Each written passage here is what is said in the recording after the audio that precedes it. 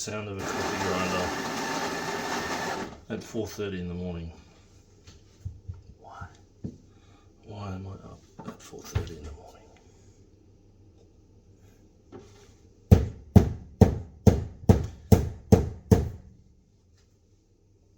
Tamping. My alarm was set for 5:30 and I have instead just woken up at like 4 a.m. No, probably 3:45. Just strange dream, and then can't get back to sleep. So instead of laying there for an hour and a half, I figured I may as well just get up and get started.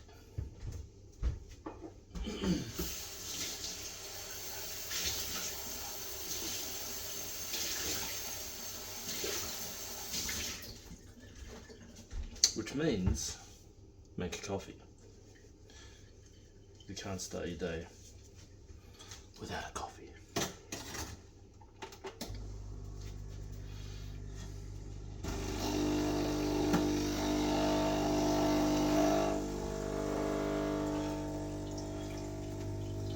But other than getting up early, I think I'll still stick to my plan for the day, my routine for the day, which was going to start at 5:30. It's now 4:30, so I've got an extra hour to do whatever I like. And I'm probably going to jump on the computer and get some things done that I'm going to take an extra shot. Get some things done that have been lacking, for lack of a better word.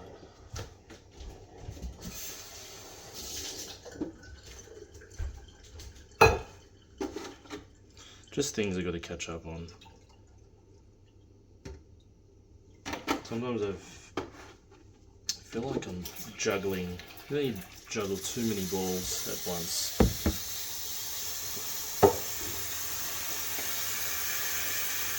When you juggle too many balls at once, I guess you put yourself at risk of dropping one of them. And you drop one of them, you potentially drop all of them, which is a pretty daunting thought when you have too much going on. Sometimes it's a good thing, sometimes it's a bad thing. I mean, it's not necessarily a bad thing. It's generally a good thing.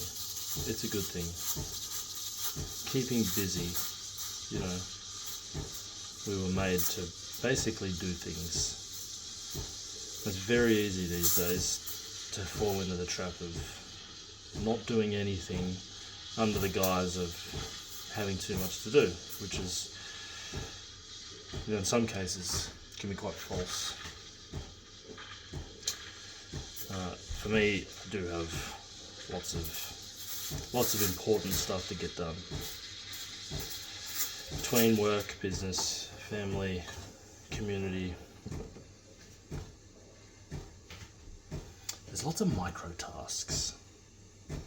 That's where I think prioritization, you know, you probably hear about it, but you know, you do need to put the first things first and make that a priority. Now, I'm not saying that I always get that right, or that I'm a master at prioritization. Sometimes things that aren't as important go to the top of the list, which can sometimes stuff everything else up. Sometimes it does, sometimes it doesn't. But generally it's not a good thing. It's not an ideal way to operate. Milk, and ready. Bit too much froth on this one, and I got a bit of coffee's leaked in.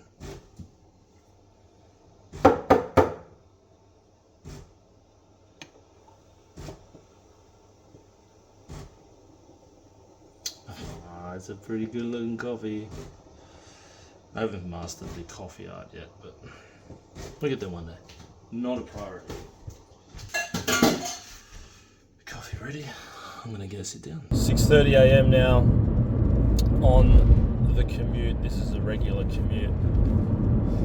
Getting into the office. I do like to get in early in, early out. Works good. I've done a lot of 9 to 5 over the years, and I fucking hate it. I hate finishing late. At least finishing early, you can get a few things done in the afternoon. Kid stuff, family stuff, just live a little bit. There's a pretty famous quote that I really like. I subscribe to. You subscribe to a quote. I think it was Benjamin Franklin. Early to bed, early to rise, makes a man healthy, wealthy, and wise. Didn't get to bed super early last night, and I did get up super early this morning, and I'd be lying if I said I wasn't feeling a little bit tired, but that's okay, we can push through that. You know when you wake up earlier than usual, and then you can't get back to sleep, and then by the time it comes around to sort of starting your regular day routine, you feel a bit out of it, you feel a bit nauseous, sick, headache. Not enough to really put you off completely, but just enough to be a little reminder that, hey, you've been up longer than you regularly would have been. You've been up longer than you probably should have, and I'm going to just remind you that you probably need a little bit more rest. So that will be the goal for tonight's sleep, is to get to bed at a decent time and get a decent sleep. Not really sure why I woke up early this morning, other than waking up after a bit of a strange dream. But I did need to go to the toilet too, so maybe that's what woke me up. Anyway, we will persist. If you haven't followed my journey, you probably didn't know that other than having social media channels, I also have a job. I also have a company. I also work during the day. I have a professional career, which is where I'm off to today. Contract work, project management, construction, civil. It's pretty much the outline of where I'm going, what I'm doing. Pretty fortunate in this contract in that it's not with a ridiculous civil contractor doing 10, 11, 12-hour days. It's not with a ridiculous consulting firm doing similar hours in an office. Not on a salary, on an hourly rates contract, which is good. I can get in, get my work done. Can usually, if I start work early enough, I can get most things done by about 2:30, 3 o'clock, which gives a few hours in the afternoon. And today is a day where I do get to go pick my kids up from school, which I do a couple of days a week, which is awesome. Not every day of the week, but a few days of the week, and it's good. It's good to be able to do that while they're at school. So there will come a time when they're not at school and they won't need to be picked up. Which reminds me of a video I saw the other day, and this guy said something like, by the time your kid turns 12, you've spent something like, I don't know if he said 50 or 75% of the time that you have on this planet with them, that you have face-to-face interaction with them, you've spent, say, 75% of the time. Maybe it was 50%. Because as they move, they transition into towards adulthood. As a teenager, you get to see them less and less and less, versus when they're quite young, you see them quite regularly. And then they become adults, and for most people, you don't see them a lot. I mean, I didn't get to see my mother all that much. She did pass away when I was a kid, but even my experience with my dad, I don't see him all that often. Not that we have a bad relationship, we actually have a fantastic relationship. We just don't hang out probably as much as we'd like to, but as you get older and older, and or particularly when you have kids and your own family, you have a lot of responsibility towards and a lot of commitment towards them, and basically serving your family, which means other things fall by the wayside. you've only got so many hours in a day. Time is infinite, yet it is so finite, which is a bit of an oxymoron in a sense. So we don't always get the time that we want to be able to spend doing the things that we want, and I think I spoke about this earlier this morning about being selective with your time, putting the first things first. Strange how that sort of ties in. Anyway, big day ahead, lots of stuff on the go. I've got one project in construction at the moment, and I've got another 3 that are in planning phase. So trying to pull all that stuff together. If you're in the industry, you'd know what I'm talking about. I won't dive into it so much at the moment. So lots on.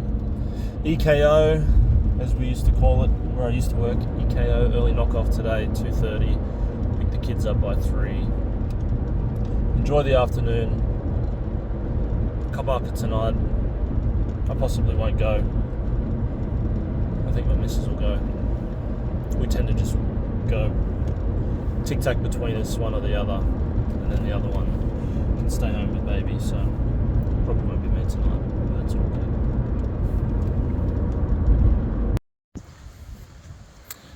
Workday done. Finished. Quality. Now I have to pick the kids up. 2:30 p.m. The day is young, and there is much left to be done. Back for a korero in the car. So I was chatting to a work colleague today. This is something that really stood out today. She's a planner, she's a very good planner, very good environmental planner, and we were talking about how complicated and convoluted planning legislation is that's related to construction projects and the built environment, infrastructure. And she was talking about how she enjoys it, and I'm saying, gosh, it is. It's so complicated. There's acts, there's bloody regulations, there's codes of practice, and a lot of time they overlap and intertwine, and you've got to be able to interpret all that.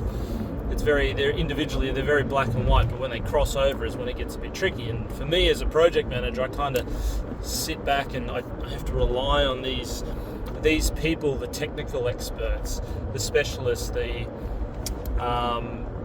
people that are in the detail with this sort of stuff. You've got to rely on them as a project manager to be able to give you the information that you need.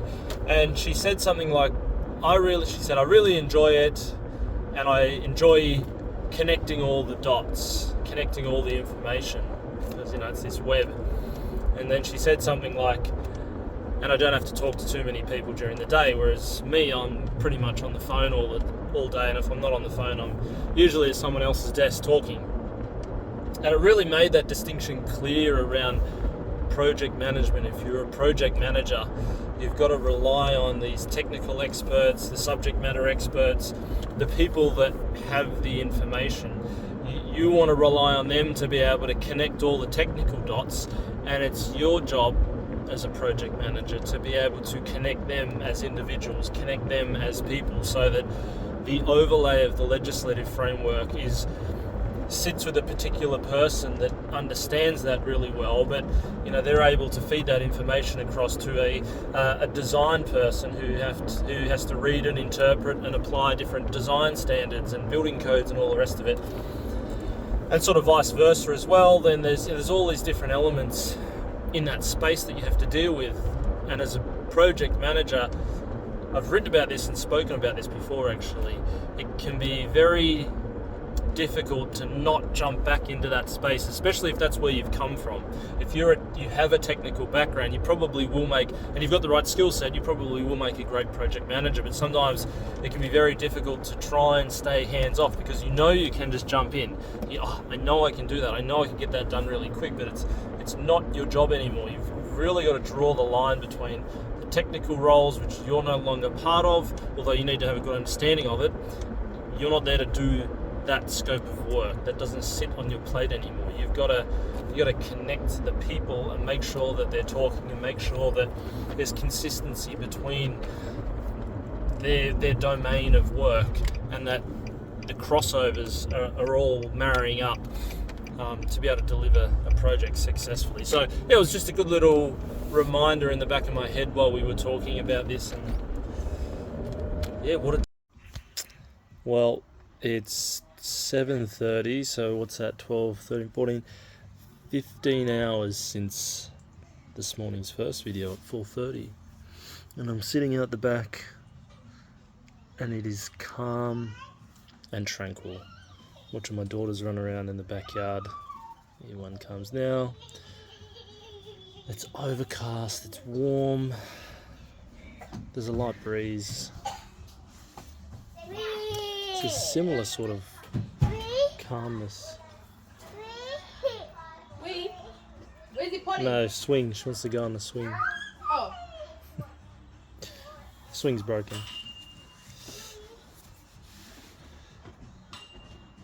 Yeah, it's a similar calmness as there is at 4:30 in the morning when there's no noise, which is, it's kind of reflective of that